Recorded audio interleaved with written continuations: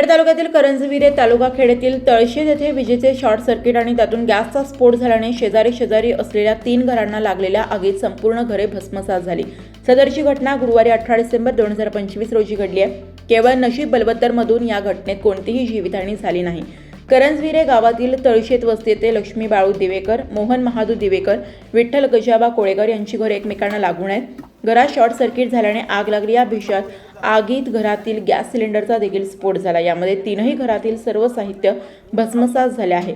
Chakan MIDC आणि चाकण नगर परिषद अग्निशामक दलाच्या अग्निशमन दलाला आग विझवण्यात यश आले, मात्र तोपर्यंत मोठे नुकसान झाले होते। या भागाचे माजी जिल्हा परिषद सदस्य शरद बुट्टे पाटील यांनी सांगितले की स्थानिक ग्रामस्थांनी घटनास्थळी मदत केली।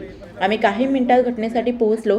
हे कुटुंब अतिशय गरिबीतील आहेत, त्यांना तातडीने भाड्याची खोली घेऊन राहता यावे यासाठी सगळ्यांना आवाहन करून या गरीब महिलांना आधार देऊन तात्पुरती व्यवस्था करण्यासाठी 52,000 रुपये जागेवर गोळा करून दिले। यशवंत निवारा योजनेतून घरकुल देण्यासाठी प्रस्ताव करण्यास देखील सांगितले असल्याचे बुट्टे पाटील यांनी पुणे लाईव्हला कळवले आहे। या घटनेतील पीडित कुटुंबांना मदत करण्याचे आवाहन करण्यात आले आहे।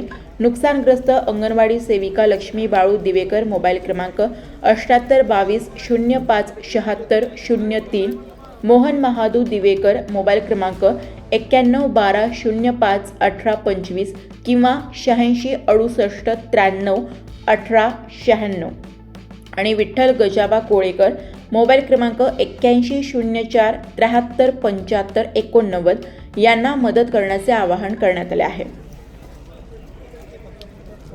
तुमचं होईल, तुम्हाला घरकुल मिळेल, तुम्ही व्यवस्थित लगेच हे करा, उड्यावर बसू नका इथं।